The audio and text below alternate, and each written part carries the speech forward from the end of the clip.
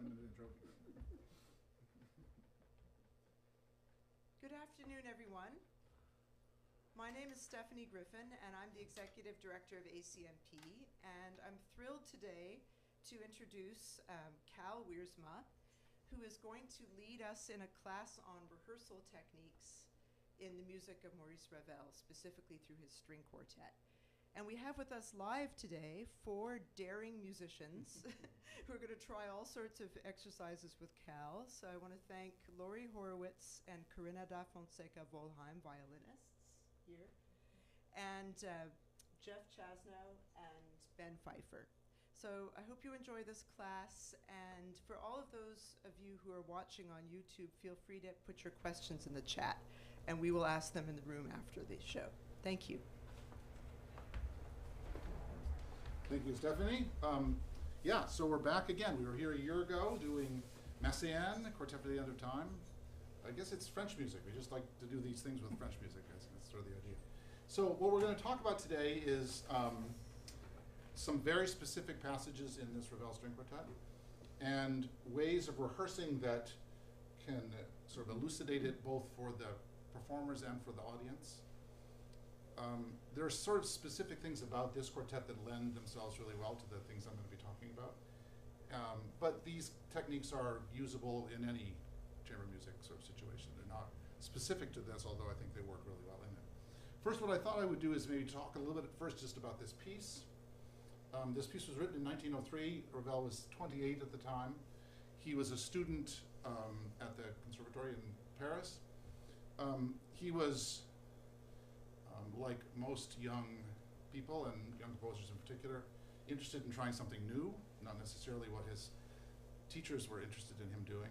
As a matter of fact, he many times applied for what was the most prestigious prize of the Conservatory, was the Prix de Rome, and the prize of which was time in Rome to go study, and this was sort of the preeminent prize of its time. He applied 6 times and was never given the prize. The 6 people that were given, we have no idea who those people are, of course. So, and it caused somewhat of a controversy, actually, his continued exclusion from this prize. And such that the dean at the time was not, I think, only for this reason, but one of the reasons was the dean was actually let go because he was clearly living in the past and the students had moved on to some other way of thinking. The person to whom this quartet is dedicated, Gabriel Fauré, was a big champion of Ravel and friend of his, and he then became dean. I'm not sure exactly, again, it's hard to know exactly how these things happen, but clearly Ravel put himself with the people that won that fight rather than the people that lost it. But Ravel never did win the Prix de Rome, but he left the school. He sort of said, you know, there's nothing more for me here. I'm going to go off and do my own thing. So this music, you know, it's often called impressionistic. That's a bad word, I think, in a lot of ways. First of all, it's a word that all the people who are called impressionists hated. So that's never a good sign when the people that you call something hate the word. They thought, like, this is not an impression of anything. This is actually much more clear than, you know, you see those, you know, those still lifes of, like, you know, a pear and a dead duck and a flower, you know, these kind of things. And they said, that's not real. That's some made-up kind of thing. So if I'm writing, you know, if I'm Monet and I have the picture, this is much more of like how a person actually experiences these kinds of things. So they didn't like that word, impressionism. But Ravel is put musically with that sort of thing, and it means certain things to us as performers. Like, what does it mean to you as like a performer when I say impressionism? What does that mean in terms of like how we might play something? Go with an airy sound. Right, an airy sound. Maybe less metronomic. Right, like sort of like this kind of quality to it rather than this sort of quality to it, right? And those exact sort of ideas are I think why these particular techniques that we're going to talk about work. Because what we want to feel in a piece like this, not that we don't want to feel it in a piece of Beethoven or Mozart either, but we want to feel like we can move together. Like we can not feel like we all have to be in exactly the same pulse metronomically in order for somehow this to be together. In the little blurb that I wrote announcing this particular class, I said, you know, often you're in a group and your coach says, or your teacher says, or your compatriots say, let's play together. So you're like, how do you do that? How do you play together? How is that possible? So we're going to talk a little bit about how to do that, and how to do that while feeling a phrase and while not feeling metronomic. I think that's a better way to do it in any case, but certainly in this music. So that's what we're trying to achieve, and let me just talk a little bit about the kind of rehearsal techniques that we're going to do. So I think there are a couple of sort of, I remember my teacher used to say there are two attributes to any good rehearsal technique. The first one is that it's specific to one thing that you're trying to work on. So we're not going to work on intonation today. We're not going to work on articulations today. What we're going to work on is these sort of ideas of clarity and feeling rubato together. So we're going to work on very specific things. And the second thing is that the rehearsal technique should be slightly harder than just playing the piece. So that when you just play the piece, oh, that seems really easy. So these guys already know this, that what I'm going to ask them to do is, in many cases, harder than playing the piece. So please be gentle in your criticism of that part of it. But that it's actually really helpful to do things like clap and stomp and sing and play it in a different kind of way than you've been playing. And then when you play it normally, like, okay, cool, I can do that. So those are, I think, attributes of good rehearsal technique, and we're going to work on those today. So the first technique that we're going to do, actually, I'm going to ask them to play the very beginning of this piece. And we have up on the screen behind here score of the piece. I'm just going to ask them to play from the beginning. This laser pointer is fantastic. I love this. So we're going to play from there. We're going to play like the first 8 bars or so. Is that what I said? Yeah, the first 8 bars. So if you want to follow along, you can, but we're just going to play this first 8 bars just to sort of get a sense of what this piece is about. Okay, go ahead.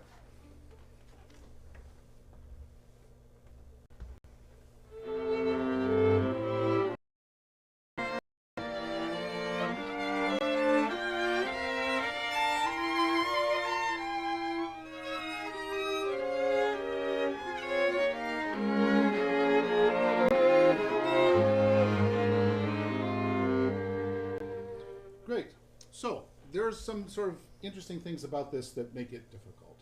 So one of them is whenever you have a piece where people are changing bow in different places. So for example, a really long slur in the second violin, which she's not doing because you can't. So you sort of are doing some part of that. And you know, Laurie's doing this thing and Jeff's doing that one and Ben's, right? So you have all these like different kind of articulations going on. And you have lots and lots of slurs.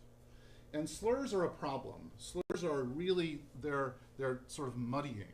You know, slurs and long notes are a problem. If you play them not hearing what's going on around them, it's really easy to sort of fall in love with that sound, right, Jeff? You know? Or that one, right? You know what I mean? So what we want to find is a way to sort of clean this up so that we're hearing exactly what's going on sort of corporately between all of us, so that we can make decisions about what's important and with whom we're playing, whatever. So what we're going to do is we're going to take it apart by doing a technique called heads of the notes. So what they're going to do is they're just going to play the very beginning of each note. Laurie, can you just play like your first 2 bars and show them what heads of the notes would look like in your part?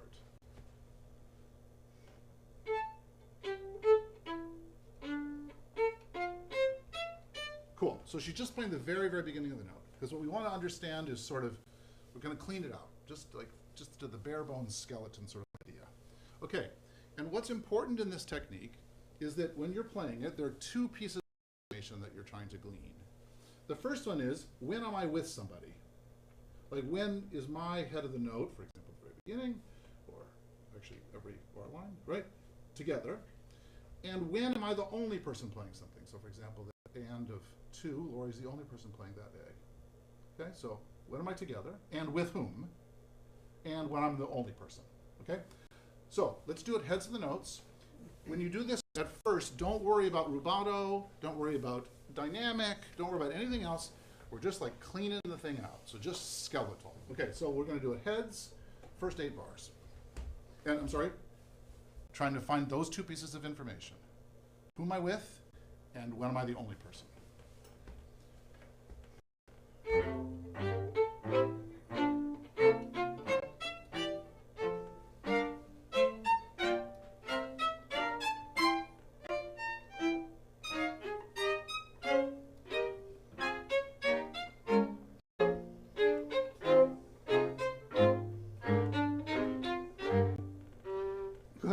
Okay, good. Let's do it one more time and try to be as like sort of pain in the ass to yourself as you possibly can about being exactly with the person that you're with, right? So be really like looking around, knowing your partner now, you've gleaned some information.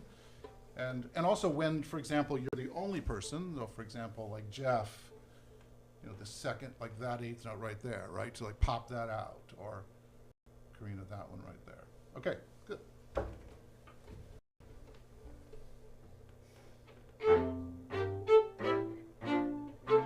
Let's do that one more time. So the first time we're all really doing exactly the same thing, with the exception of that, is that fourth beat, right? Everybody has that quarter note. So let's just be aware of that.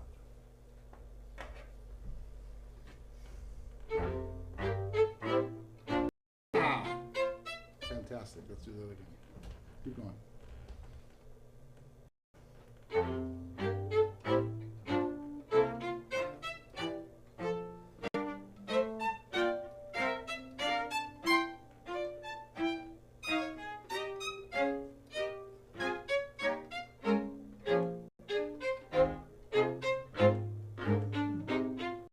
Good.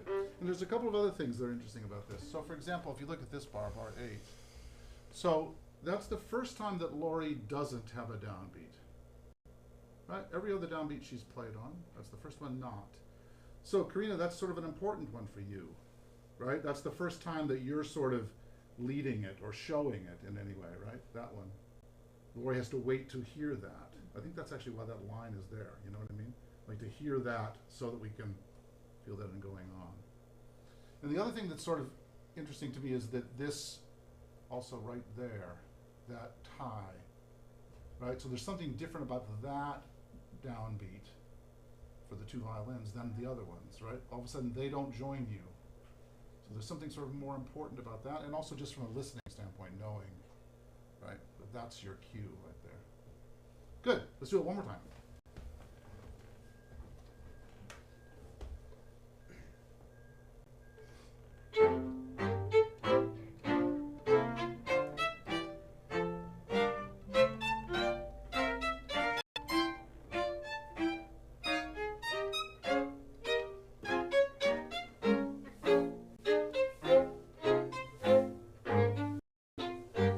Right, it's just a little knowledge like that is an amazing thing, actually. Okay, cool. So we've got that. We've sort of cleaned it, right? So now how are we sort of going to get back? So what we're going to do is we're going to gradually add in real. Not going to go all to real. We're going to start gradually add in real. And what often happens when you go to real, and I'm going to say this not because this is going to happen here, but what often happens is that the person who's now playing sort of normal real thinks like, cool, this is a chance for me to share with the world the beauty of my sound, right? Like I'm going to go. But we want the opposite, actually. So what we want is the real people are playing real, yes, but the heads people are the conscience. So that we're going to sort of listen to see, are we with the heads people? Are the heads people, you know, showing us the way? And are we, in our line, even though it's real, feeling that same kind of articulation? So how about if we do, let's do inner voices heads and outer voices real. Let's try that. And in strict rhythm, right? I'm sorry? In strict rhythm. In strict rhythm, yes. Yep.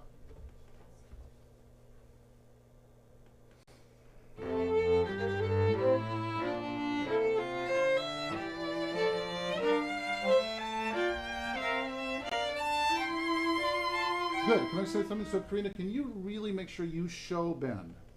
Right? Like, what I want to hear is like that thing together, that one and that one. Right? But like Ben is hearing your heads. Mm-hmm. Okay? And Ben, you're like, you know, aware of that. Okay?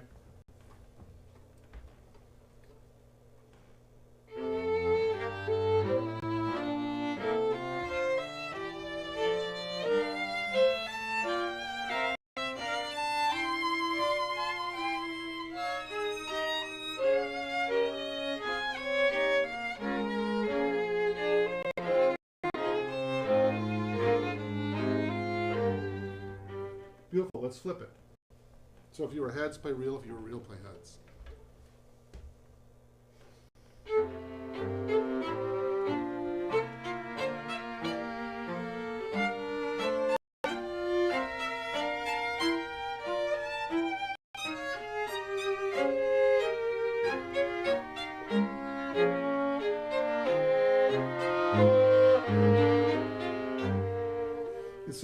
that one, like, that's helpful, right?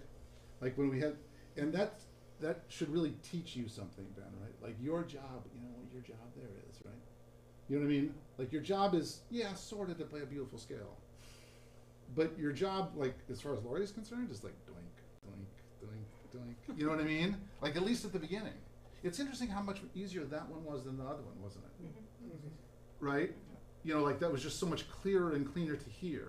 So that tells you something about sort of, you know, your responsibility at that moment, at least initially, to get it going. Okay, let's do another passage. Let's flip. Actually, let's skip the second. Let's go to the second movement. Okay, can we go to the second movement? So we're going to skip the second thing and go to the second movement. Okay, so this is the trio of the second movement. This is really complicated, as you can see. We have people playing triplets. Ben is the tune, but he's got a long note, right? That's hard when tunes are long notes. We have triplet here against duple. We got lots of ties and things like that, triple, all this sort of stuff. Here we got a cédé, which means slow down, but we're not going to worry about that right now. And then we have tune goes to Jeff here, but again, these two people together, triplet against them. Yeah, thank you. So let's do this heads. Yeah, let's just do it heads to clean it up right away without doing Care about it normal. notes? No, I don't care about minutes. No. No means.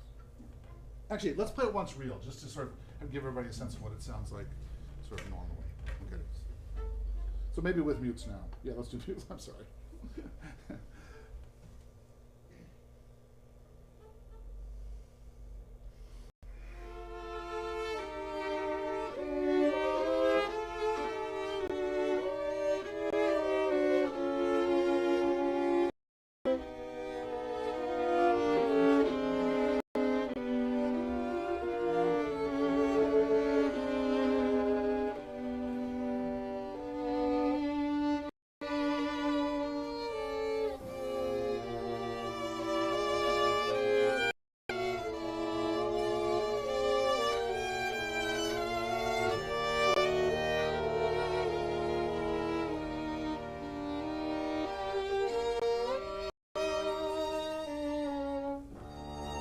Cool, good, good. I told them earlier, I didn't want them to sound too good right away, because then otherwise I don't look like I know what I'm doing, but, so that was maybe a little too good. Anyway, okay, so, but there are a couple of bars that are interesting. Stephanie, the next page, thank you. So, this bar here, this cédé, the two bars that you guys are having the most trouble with is that bar and that bar, right? Like sort of knowing like how this is gonna work, what the composite rhythm of that. So let's just take those two bars, okay? Let's just do that cédé bar. So let's clean it out first, okay? We're just gonna do the cédé bar, we're gonna do it heads of the notes.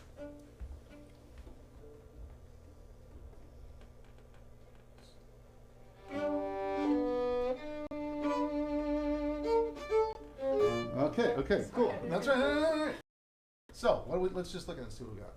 So, Corinna and Laurie are together on that one, right? That's second eighth note, right? Jeff, you're together there, right? Your D and Laurie's B, and Corinna's C sharp and Jeff's D, right? That's the things that are sort of together in the bar, right? Let's do that again. Do you want them to play tied over downbeats or no? Yeah, just for right now. Just play that downbeat, just so we. So yeah, why don't you give it, Corinna, just so we start The together. downbeat. Yeah.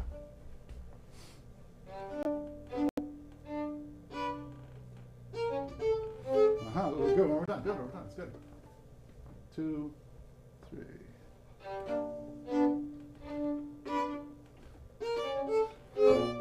Okay. So like that one right there. F, U, and Corinna. Right. So that's your partner right there. That's C sharp. Let's do it one more time.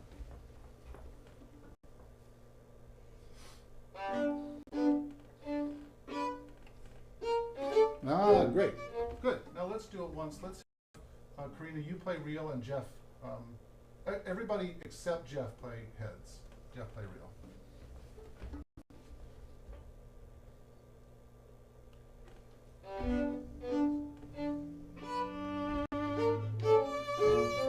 Okay, good. So let's just play the downbeat just to make sure we're together on the downbeat. 2, 3.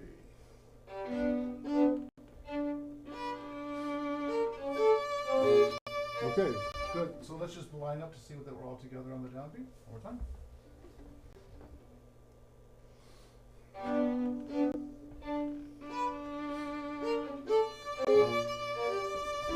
So we have to decide about that, right?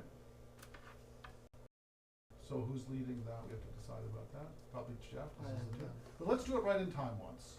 So we're not thinking about anything other than just like the clockwork of it. Okay? So no time for right now, Jeff. Okay? 2, 3.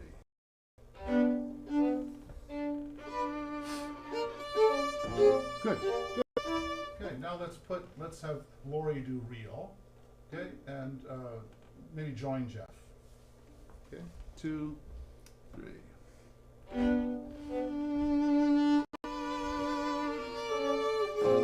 Terrific. Great. Okay, let's have everybody reel. 2, 3.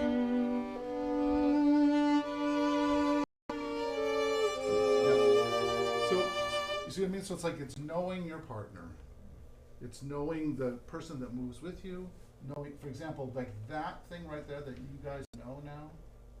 Right? You didn't know that before, Jeff, like that part of it, right? Like that's your cue right there. You know, I mean, rather than sort of rests are a problem, right? But if we can sort of find that and then also that together.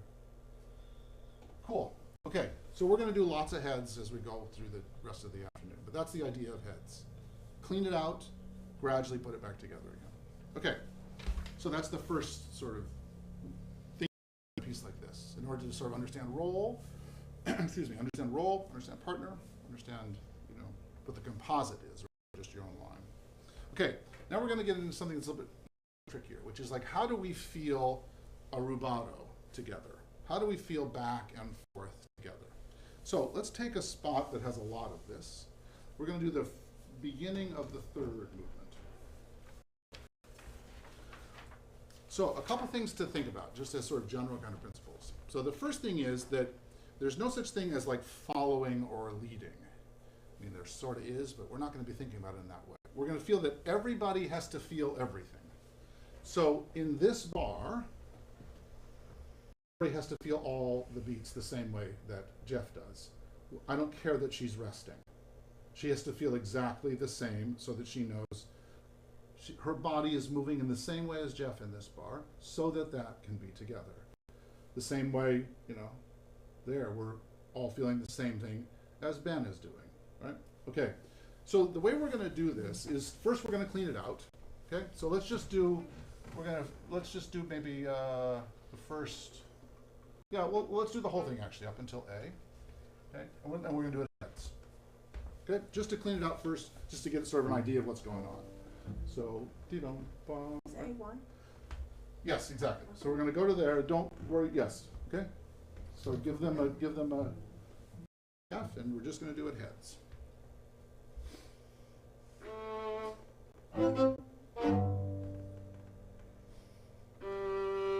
Heads.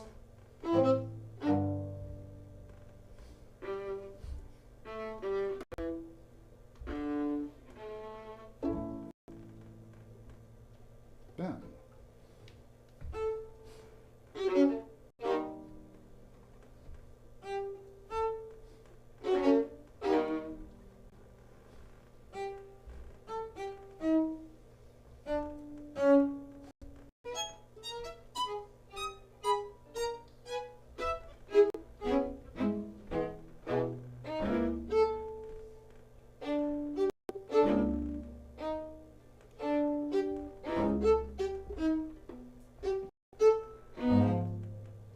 Cool. It's really cool actually that way. You know what I mean? You can sort of hear like the guts of it. You know, you can sort of hear the inner parts of it. And also hear things that you might not otherwise hear. For example, that third beat, Corinna, which is so important. Like Laura dying for that third beat. You know what I mean? But it looks like nothing. You know, I mean, just like, so you're just tremolandoing and it's like, cool, whatever. Okay, if I change the D, cool. If I don't, whatever. No, but it's like hugely important, that note. You know what I mean? That sort of idea. Or if we can feel, for example, like Ben, that you're a pickup here to a beat that no one plays. You know what I mean? So dee dee da ba jacques doink da da da. We all have to feel that beat in the same place, even though no one's actually playing it. So those kind of things are really important. Okay, so we've cleaned it out. Cool. And we might do it again with a couple of other, you know, gradual back in sort of thing. But now we're going to try to even, in case in my idea, fun technique. Okay, so we're going to try it once. We're going to clap. Put down your instruments. Okay, and now what we're going to do is we're going to clap, and you see there are lots of things that are happening tempo-wise here. So we're in this très lent, then we have a very slow, then we have a fermata, Ben comes in, then we have this thing called per se, which means to move. And most of the time in Ravel, the motion forward is when there's a crescendo. So you would sort of do that anyway, but he's saying, cool, no problem, go for it. Like you can do this. And then what's also true, what he doesn't write, is that there's actually the opposite in this bar. So we sort of get back to tempo. So this bar is going to move forward, and then that bar is going to move back. So we get back basically to our tempo here. He doesn't write that, but he sort of does by writing this diminuendo there. It's not like a preces and then like a sort of airbag here. It's like this comes down in the same sort of way. So how do we feel that together, especially when we're all doing this like tremolando sort of stuff and whatever? So we're going to clap and sing our parts, okay? And let's do it. What we're first going to do is have one person do it. One person, so we can sort of get an idea about like how that person feels it. So let's have Ben do it, because, and I usually do this as a coach. What I usually do is I have the person that plays the first notes do it. Because if I had like the two, that would sort of already like, I don't know, sort of put the damper on it in some way. So I want Ben, who's like not doing anything basically for the first part, I want him to do it because I want to know how he feels it, and everybody's going to get a shot. Okay, so Ben, you're going to clap, and we're all going to sing along with Ben. Okay, I'm clapping quarters. Is that how you're feeling it? Yeah. Cool. So yes. Okay. So maybe give them like 4, or maybe 3, 4, and then we'll go. Okay. So sing your part, Jeff. Oh, we get the press thing? Oh, we're at the beginning. Very beginning. Oh, yeah, that's right. Okay. Good. So we're going to do that whole passage basically again. Okay. 3, 4. Ba-dum, bum. Ba-dum, bum.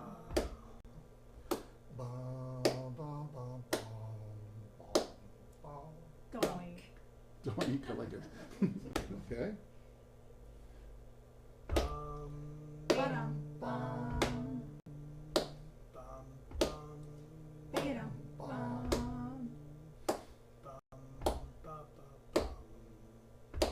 Bum, bum, bum, bum, bum, bum, bum, bum, bum, bum, bum, bum. Bum, bum, bum, bum, bum, bum.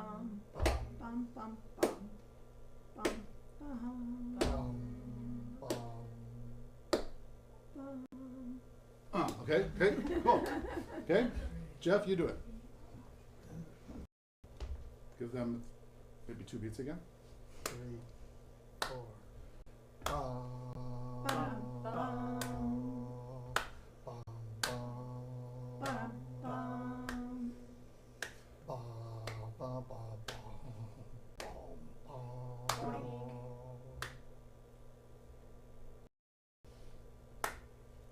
That was you, Ben. Am I supposed to sing?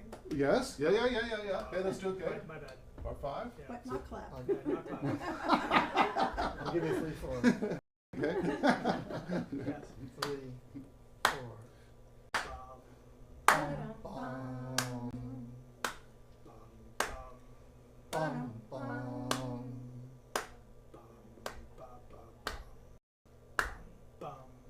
Bum, bum, bum, bum, bum, bum, bum, bum, bum, bum, bum, bum.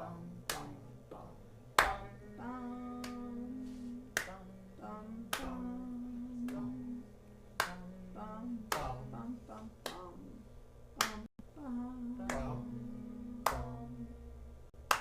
Cool. Okay, Laura, you clap it. So you saw Jeff did a little bit less presse, right? So it was interesting. Okay, let's do Lori, clap it. 3, 4.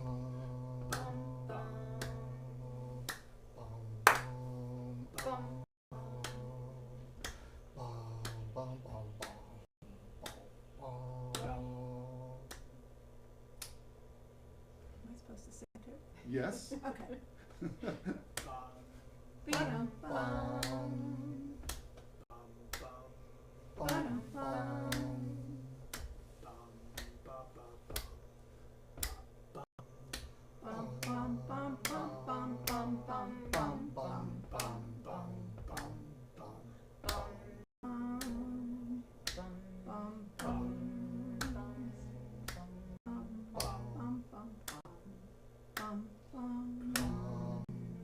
Oh, yeah. You need to feel that one too, even though you're not playing.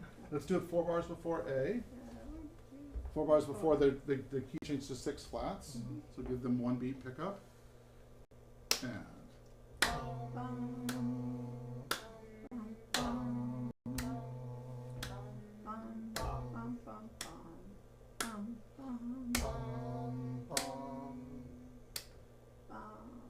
cool. Okay, Corinna.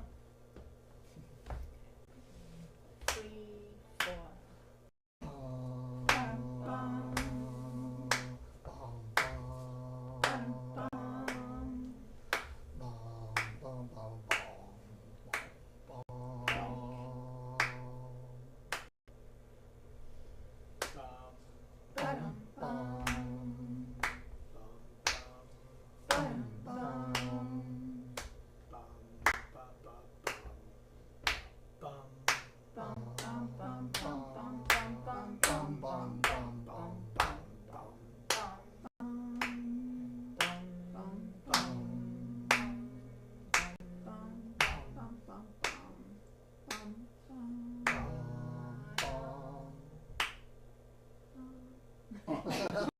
Good. Okay, so we've sort of over the course of this sort of developed a way of thinking about it. We've learned from each other, right? Some sort of, we can sort of start to feel how this is going.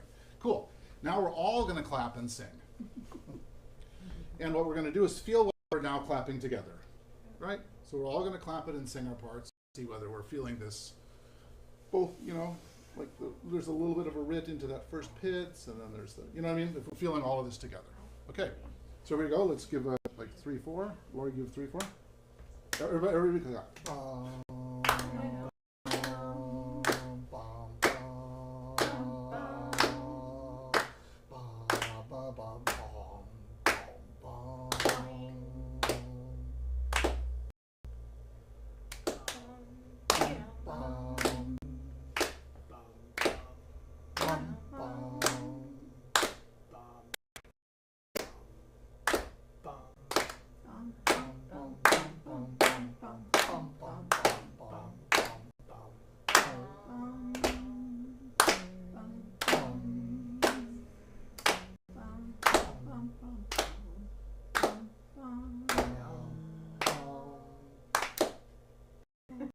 Okay, that's interesting. That third beat not quite together. The other one that wasn't quite together was, well, first of all, Ben needs to give the 5th bar, right? So we're going to sort of watch him for that, whatever that is, right? And then, we weren't quite together on the downbeat of it, but okay, good. So cool. We sort of have a feel for this. Cool. Let's do it now. We're going to sort of add in playing. Okay? So let's do it. Try it once, everybody playing. See where we are.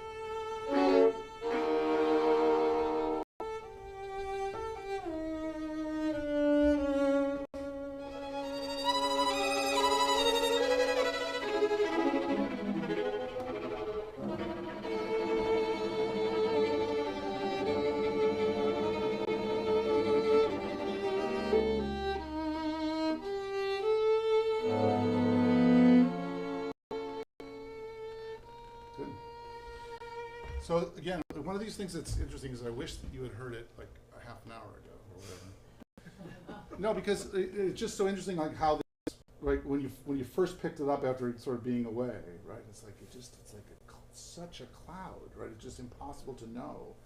So this idea of, I think there's, the clapping, getting out of the way of playing is really helpful, actually, the first thing, right? Not actually having to play your instrument. Just understanding what the rhythmic sort of thing is without having to see whether it's in tune or like you like the sound or down or up or all the other sort of stuff, just getting that out of the way. The other thing that this does is it sort of allows each person to sort of have a little bit of input into how this thing is going to go. Rather than it's like so, you know, shown and followed. Do you understand what I mean? Like everybody gets a chance. And if Lori, for example, she's like, no, I'm going to do a little bit more than Jeff. Like, so then she can sort of show that. Everybody gets a chance to do that. And then over the course of it, it sort of comes together in this way. Okay, good. So that's sort of one way to do it. Now, let's do one other thing just for fun with this. So, what time is it? Okay, let's go to the next passage. So this is in the first movement. And this is sort of going to be the hardest one. So this is at bar 110.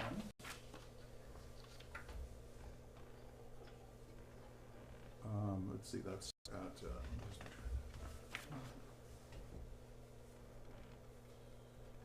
right, so it's a little bit further down, I think, Stephanie, yeah.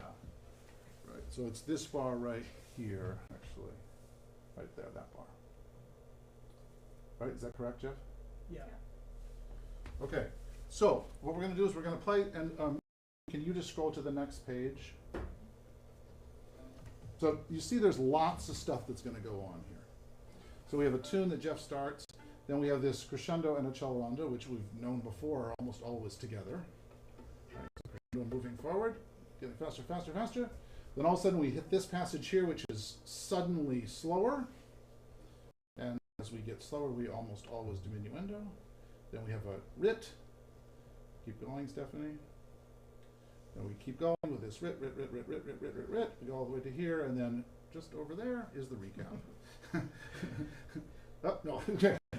Okay, so just up in the upper right-hand corner is where we get back to the beginning music again. Okay, so there's lots and lots going on here. So let's our techniques, right? Okay, so let's just do it from the beginning. Okay, so first we're going to do it heads. Okay, just to sort of clean it out. And this is especially true, actually, for fun. Let's play it. Because this is really hard. So let's play it. See where you are. Making it some way. Okay. We're going to play right. Mute's off. off, yeah. Mute's off. It's gonna get loud. Okay. Who has won? Interesting question, isn't it? I think Okay, Jeff. Go ahead. Okay.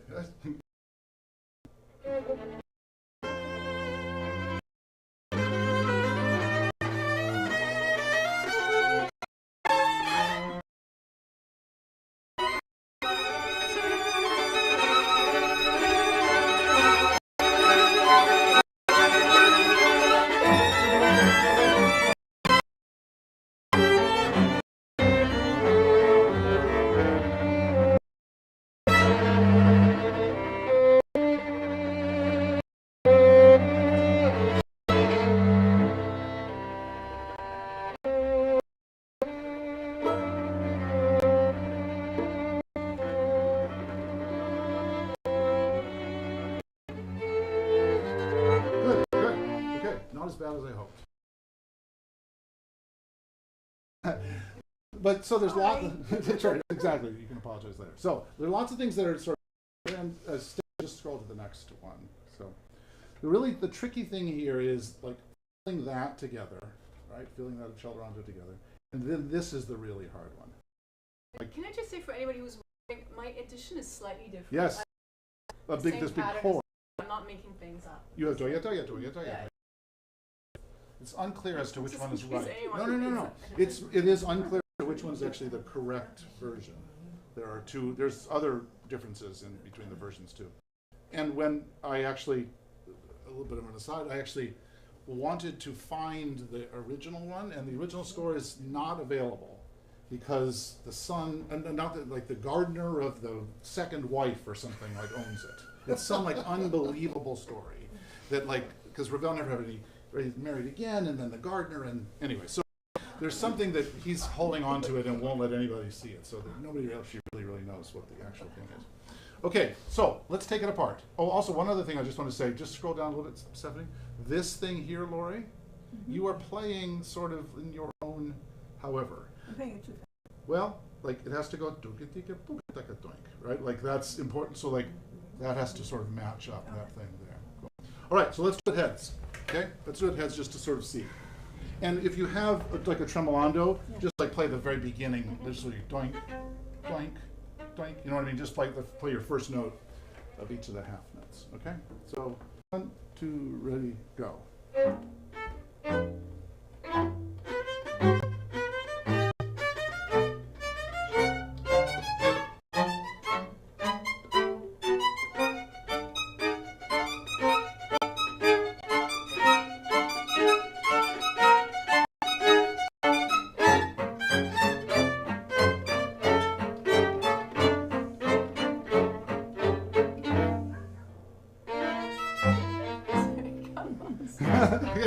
That's right. That's right. Okay. I wasn't sure what I was supposed to pick from all that. Yeah, right. Just like doink, doink, doink, doink, or something like that. Let's go right from the Pocomano. Okay. Okay. Just give them 3, 4, Lauren.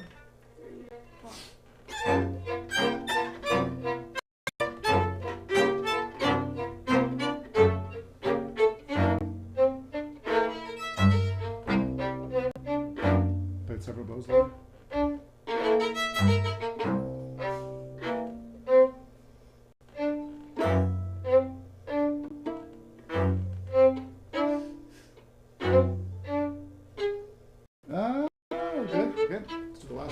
Heads. That's interesting. Last 4 bars. And listen for the corporate rhythm. The bar before your big pits. Okay. 3, 4.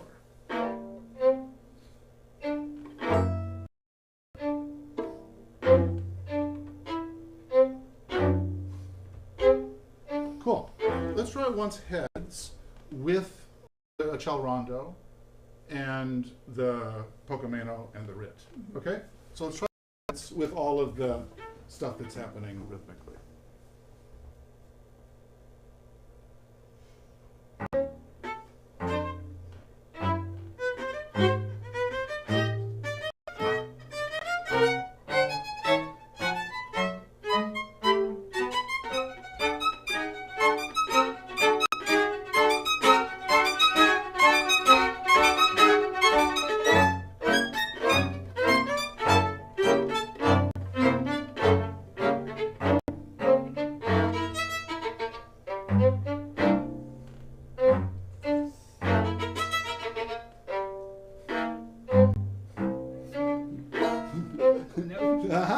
Good. All right, cool. Okay, and that's good. Now let's do the heads and make sure we're doing the Rit. Right? Let's see whether we can do the heads and the Rit. One more time. Let's do it. This falls under the category of this is a technique that's a little harder to do than actual. Right? So that's the part of it that we're actually sort of doing. Good. He says that to make them feel not so bad about doing it again. Okay. Okay. One more time, right? In that same place, heads.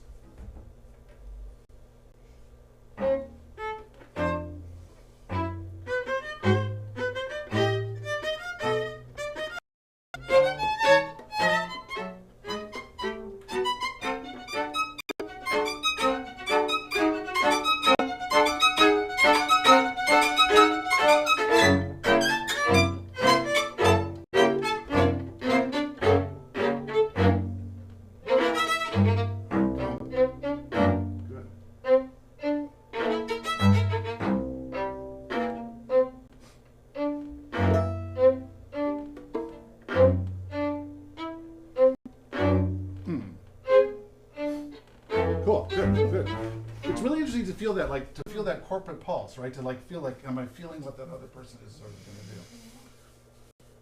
do? Clapping it. Okay? And let's try once. Corinna, why don't you lead the clapping the first one? Okay? 3, 4.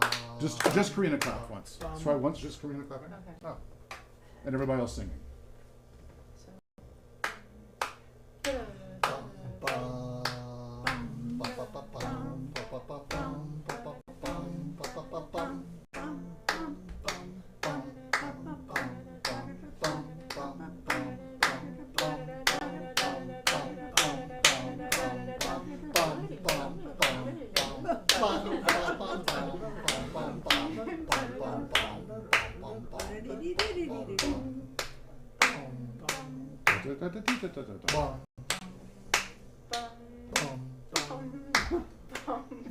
Ah, no, okay.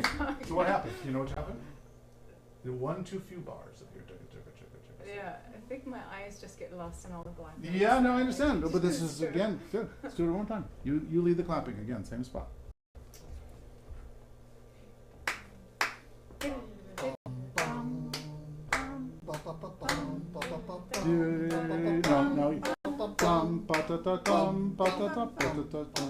Now your trip start.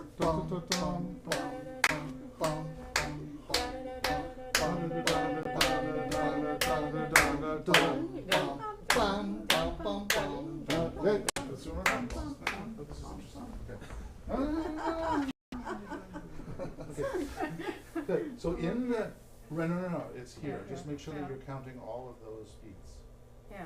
right? I think Okay. that's Okay. actually okay. All right. Good. One more time. Okay. Same thing.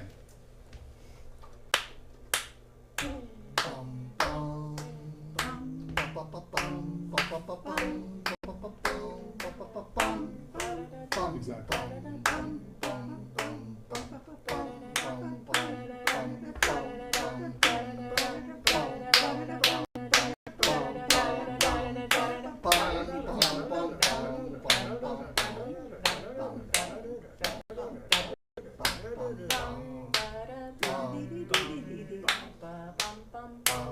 It.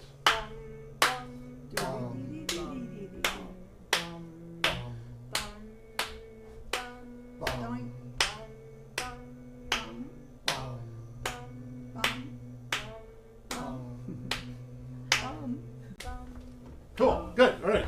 Good. Ben, you do it. Great. I'm clapping. Yes, you're clapping. And singing. Clapping and singing. Yeah, me. They're stomping to come, so be. We'll stop. Okay. Okay, give them 3, 4. Yeah, yeah.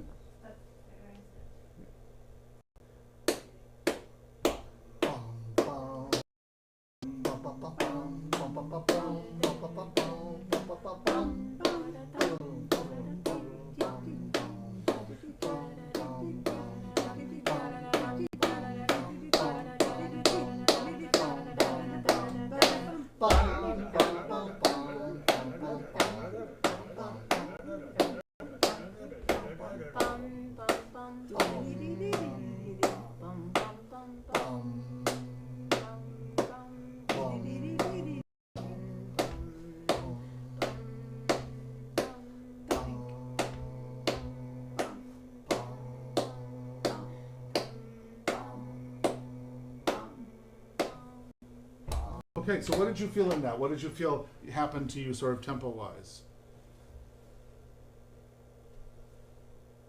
Like where did it feel least confident in your body? I mean, leading the accelerando.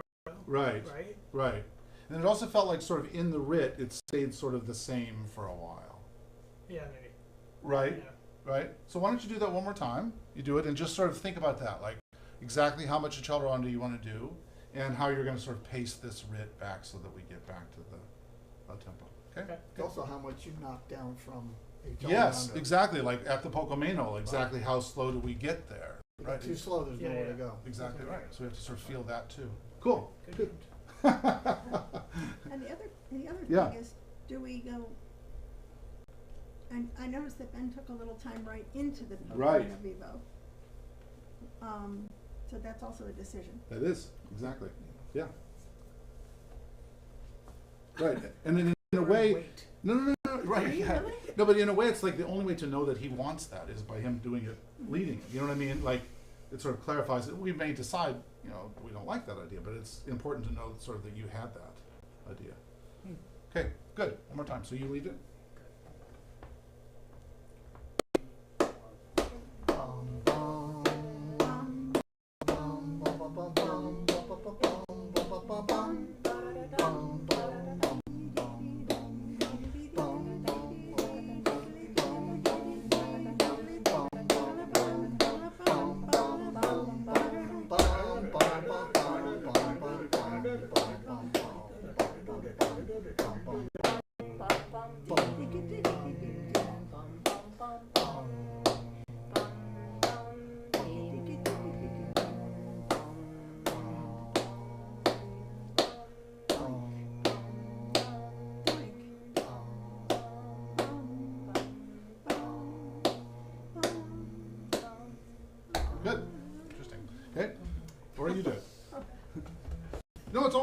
to sort of know what people, you know what I mean? It's like a little window. Yeah. It's like a window, like, I see, that's how he feels that. That's how he feels that. You know? Do Yeah. you want to retard to the out tempo or get slower then and then? So pick now it you up? get a chance to show, Lori. So I'm gonna do it differently. All right. One of the other things, and I just say, actually, one of the other things that's really interesting about this technique is that, you know, I've spent my life as a member of a string quartet, most of my life. And if I can have one less conversation, that would be great. And so what this does is it stops us talking about it and just show me what you feel. Like, cool, let's get right. Because there's so much that gets lost in the words. You know, I feel this more, you know, golden unicorn, or, you know, like this kind of thing. No, let's just see what you actually feel, and let's see what I feel. And then we can, probably, what's interesting actually, I'm just going to tell a quick story. So I walk into a coaching, and as those of you who have coached know, you walk into a room and you can sort of feel what's going on. Okay, what's the vibe in this room? So I walk in, and it is warm. There's something going on, right? So I sit down, like, how we doing? There's a lot of this sort of stuff going on, right? So, okay, well, that he wants it so much slower than I want it. Oh, okay, cool. So you want it faster, okay, good. So this was the cellist and the first violinist. Had this. So I said, okay, let's clap it. But I want the violist to clap it. Okay? So violist claps it. I said, both of the first violinist and cellist said, yeah, that's right.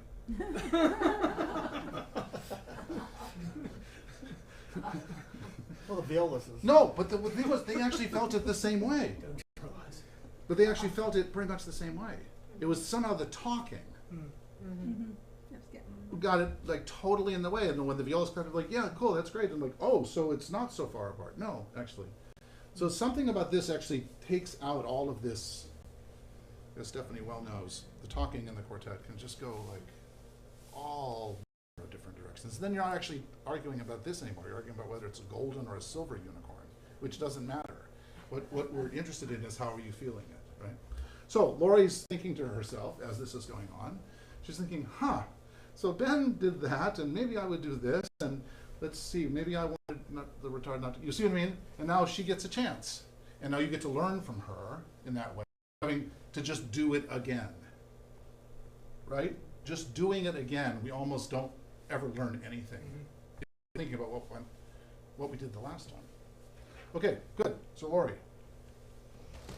don't screw up now. Here's your big chance. Here's your big shot. Pressure is on.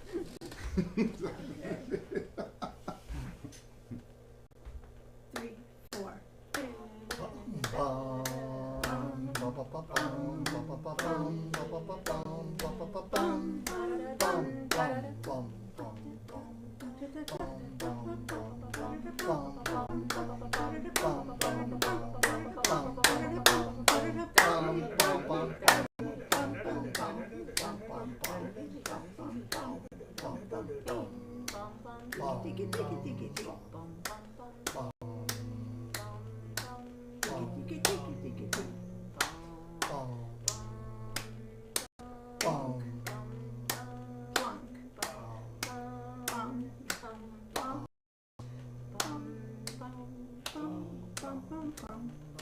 Okay, good. So Lori did a little bit less writ, Yeah. right? We ended up in a little bit of a different sort of place. And also she didn't slow down quite as much right at the poco meno, right? Good, Jeff, having learned from all the people before, why don't you do it? Okay. Here we go. If That's mine. someone's- Just turn it off. You find it. Just turn it off. It's like Tinkerbell.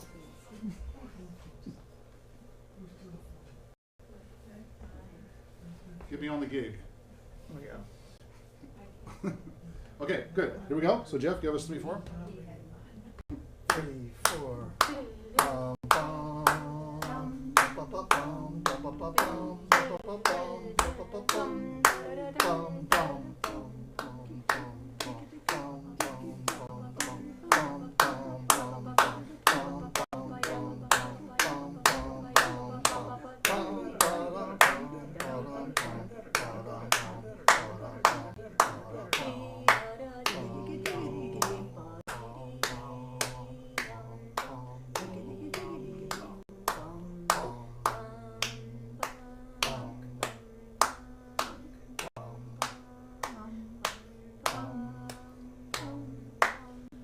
just have to say this normally happens this way, which is the fourth person looks like the genius.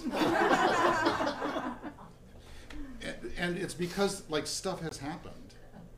Like we've learned from each other. We're sort of like getting to a point where like, oh, like everybody goes, yeah, that worked pretty, you know what I mean? It almost always works that way. Because you're not just, then you would have done it 4 minutes ago. Yeah. Right? Like with all of the information that you gleaned from what was happening, what seemed to work, what didn't seem to work, right? Okay, cool. So now that we've made Jeff sort of cool, good. So let's have the three of you play while Jeff claps.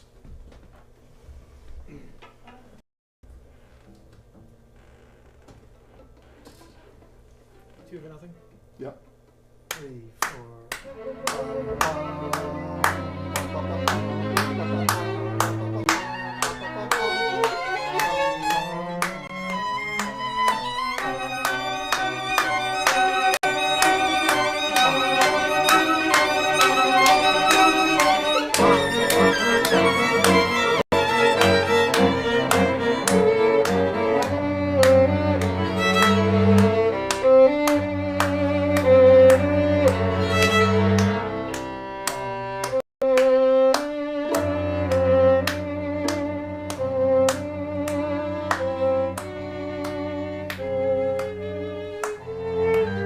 Beautiful. Cool. Ben, you want to clap while they play? That's a rhetorical question, Ben, sorry. I'd be happy to. That's the correct answer. 3,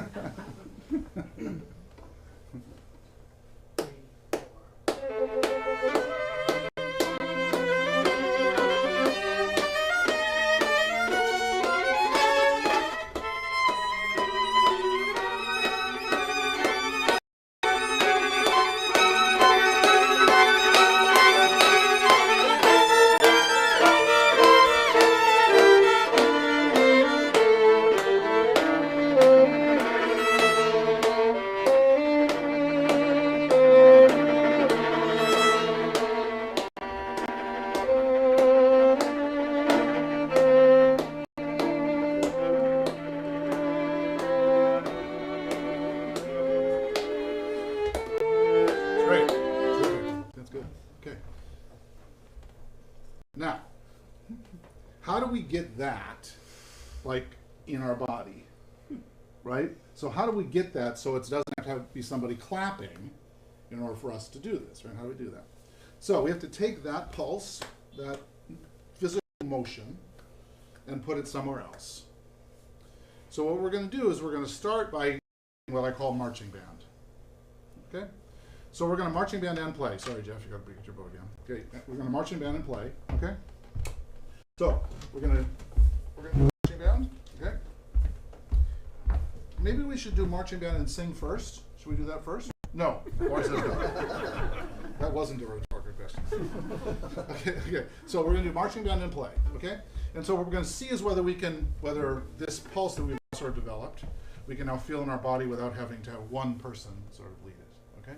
So, and marching band means two things. It means that we're going to get our knees as high as we possibly can when we're doing it, and we only allowed 1 foot on the ground at a time. So as soon as 1 foot comes down, the other one has to come up.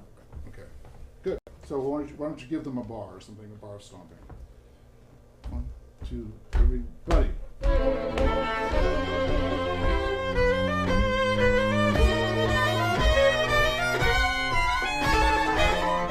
That's good, that's good. I don't think we started. Good. Sorry. That's right. Let's start again. Good. 1, 2, ready, go.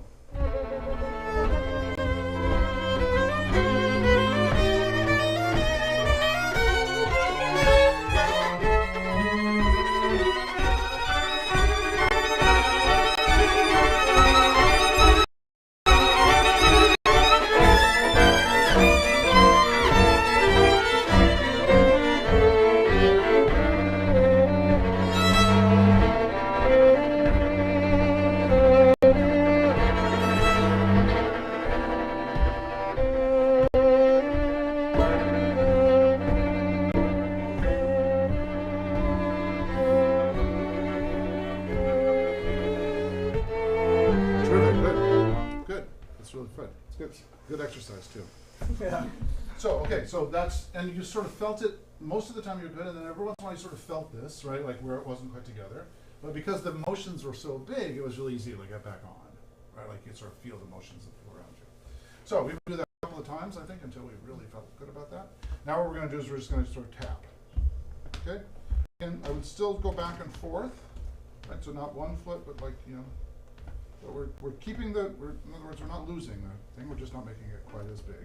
And still sort of look around you, just to, or feel around you to see whether you're feeling the pulse of those around you. Okay, so let's give 4 taps and then we'll play.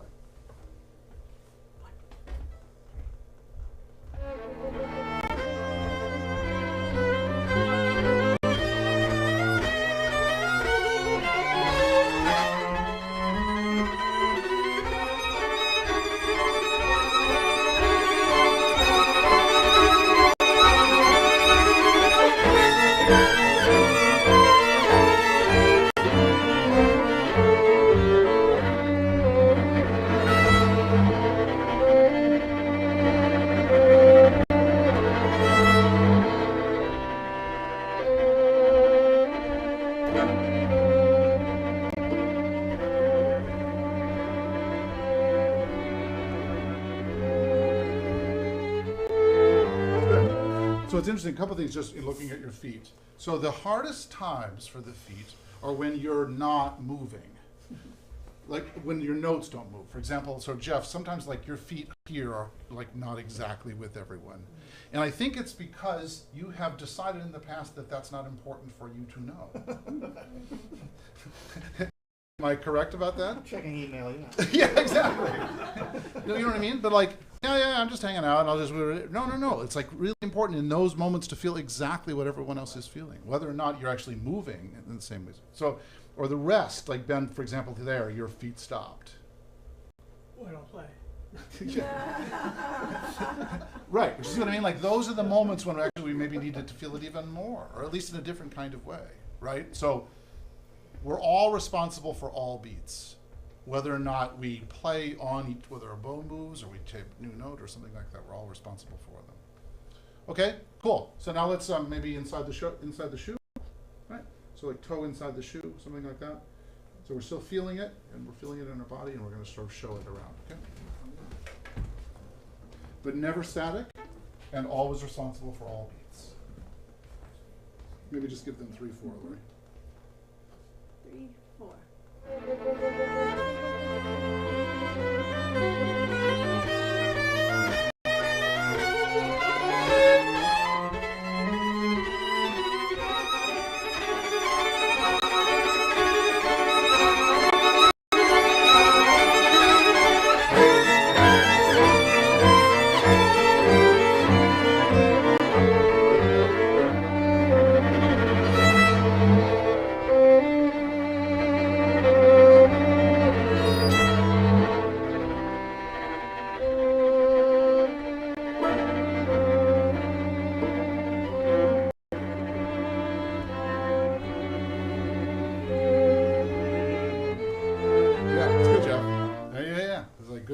Like, right, like you're not just taking it off, you know what I mean? Right.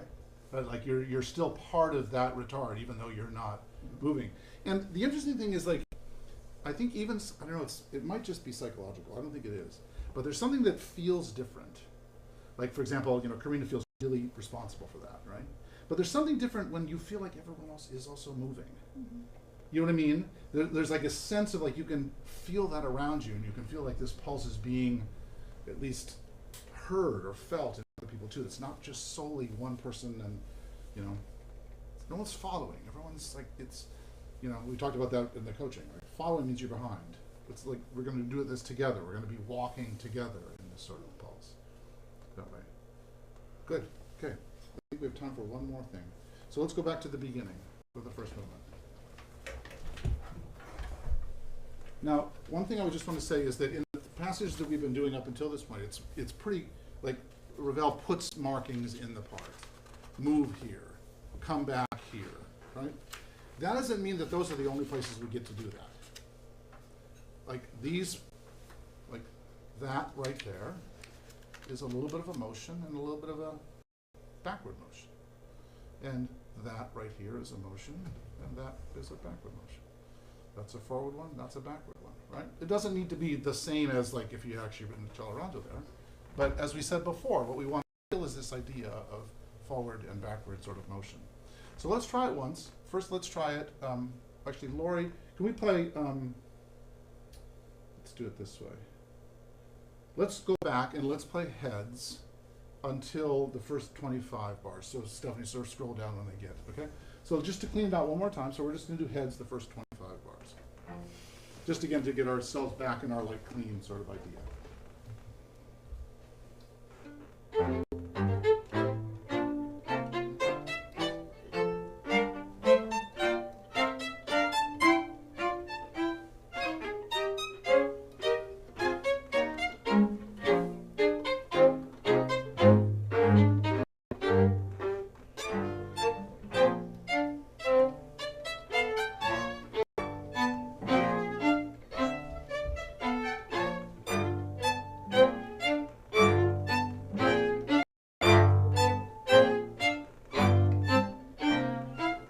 Cool. Good. Laura, you want to clap it and everybody else play? But not clap it straight rhythm, clap it the way it No, should clap, be. clap the way you feel it. Forward and backward sort of motion. 3, 4.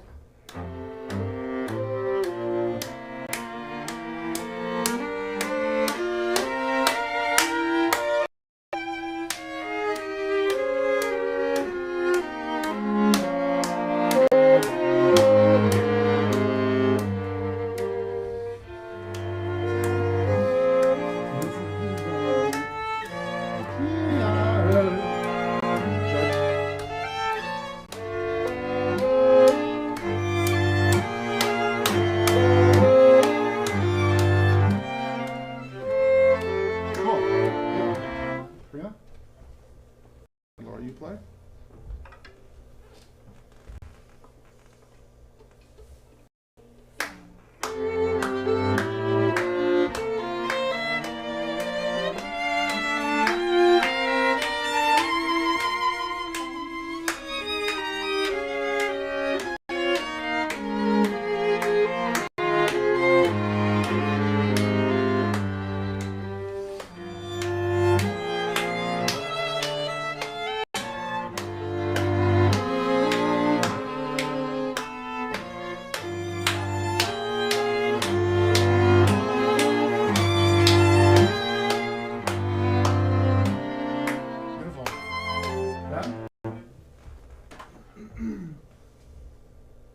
And who's Everybody else is playing if Ben's clapping?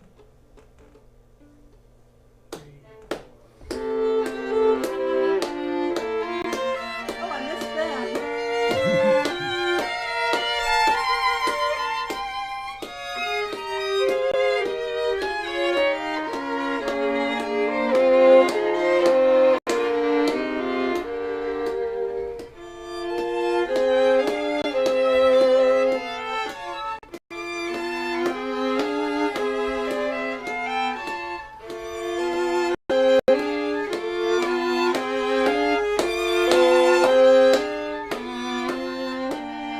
Beautiful. So what I want to say is so interesting about this is that when Ben has this part, he doesn't feel he's responsible for this part. You know what I mean? Like when you normally play. But I'm making you responsible for this part now, right? By clapping quarters. Yeah, exactly. So like you're responsible for that motion, not doing that motion. I want you to feel like you know what that motion's going to be, or you're part of actually what makes it happen, rather than you're sort of passively waiting for that motion or doing your own motion. Right? Right? So we're all sort of, again, all feeling that motion. Cool, let's skip a step because we don't want Jeff to feel like he's always right. No. Always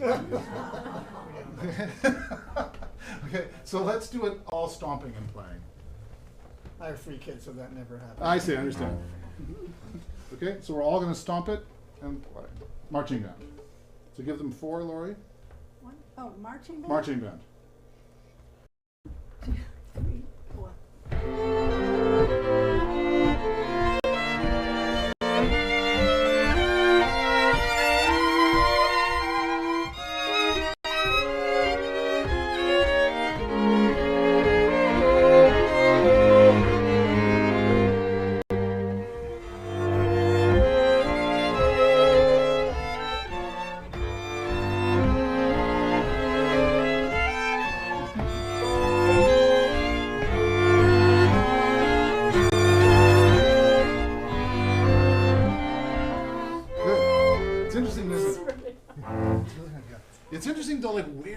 doesn't go down.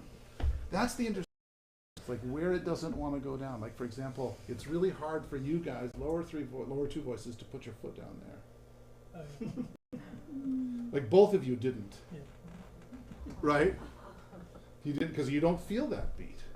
You wait for that one rather than you feel that beat. Or Corinna, it was hard for you when you were playing the tune, right? All of a sudden it felt harder to you somehow. I don't know. It's just like an interesting sort of like to know. I would say like when you're doing this, like feel where it doesn't feel right. Feel where the foot doesn't want to go down, and say, well, okay, why is that? Why is it? I was telling them earlier. I often have students when they do this, they'll be playing something long, and they're doing fun, and all of a sudden the foot will go like there, or they're just like moving along. All of a sudden that foot just won't know where to go down, so you don't feel where that pulse is. That's a little canary in the mine kind of moment. Like, okay, that's a beat I don't feel. Okay. We're almost out of time. Cool. Let's play it now. Okay? Just play the first 25.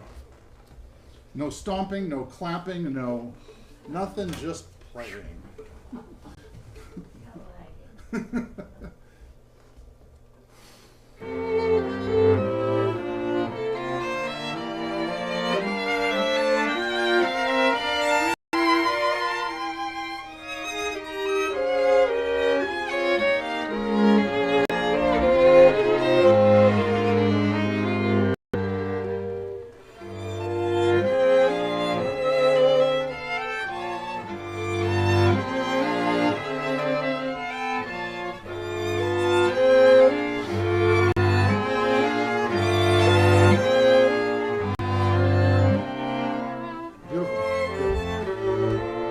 Okay, that's a different sort of animal, that, right? All of a sudden there's this sense that sort of you're able to, in an interesting kind of way, feel this together, and not feel that we're trying to play together by either doing one of two things. We're not playing together by following, and we're not playing together by playing even.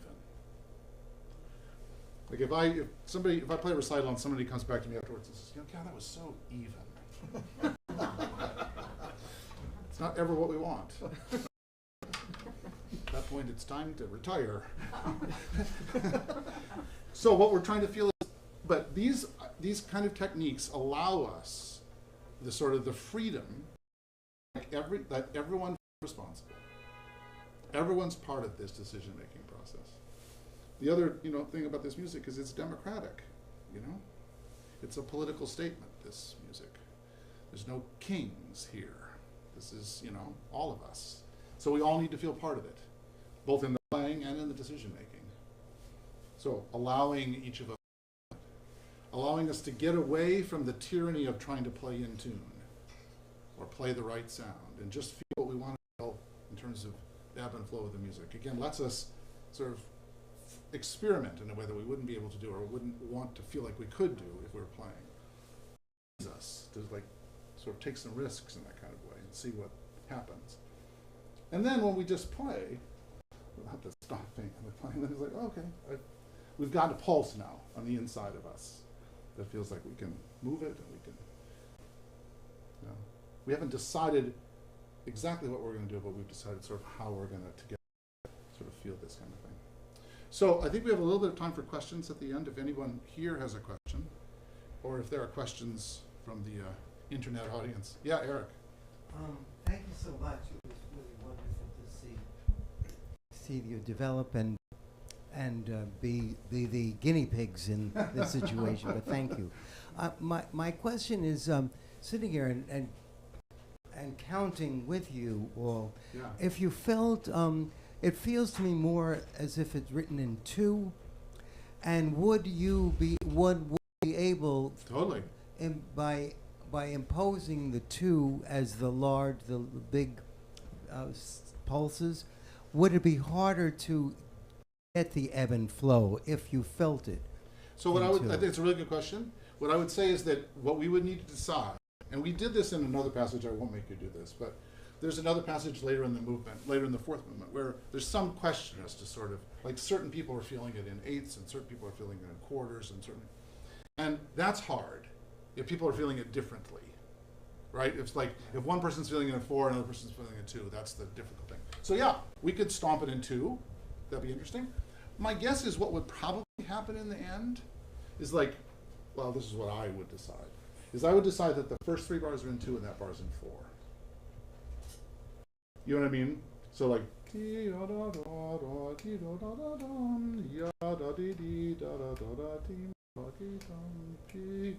see what I mean? So like we could decide to do it in different ways, but that would actually absolutely be a question to have. We might feel this, for example, in 1. Right? But as long as we're feeling it together in the same way, we've decided to do that. What I find from a like putting it together standpoint is it's better to have more beats than fewer, just because like I want more, like I want, you know, those little Scaffolding. yeah, the scaffolding, and also like as you're coming up to the 12, there's those little things there. You know what I mean? Like I want more check-in points rather than fewer. And if it's too many, like if I just feel like that in 1, it's going to be really hard for me to understand what's going on the inside. So from a like cleaning it out standpoint, I think more is better. But yeah, absolutely, we could.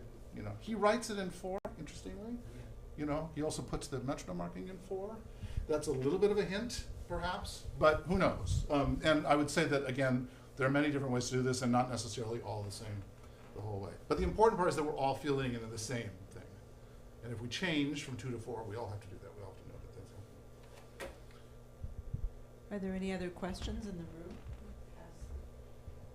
Mike? No? We have a comment in the chat. He just said, "Get away from the tyranny of playing in tune." Yes, yes, that is a tyranny. As we all know, you wake up in the morning and it's the first thing you think about, and you go to sleep at night and it's the last thing you think about. That's like the definition of tyranny, I think, actually. Are we good? I think so, unless All there's any, are there any other questions in here that you can think of? Great, thank you guys so much. You guys were great. Thank you.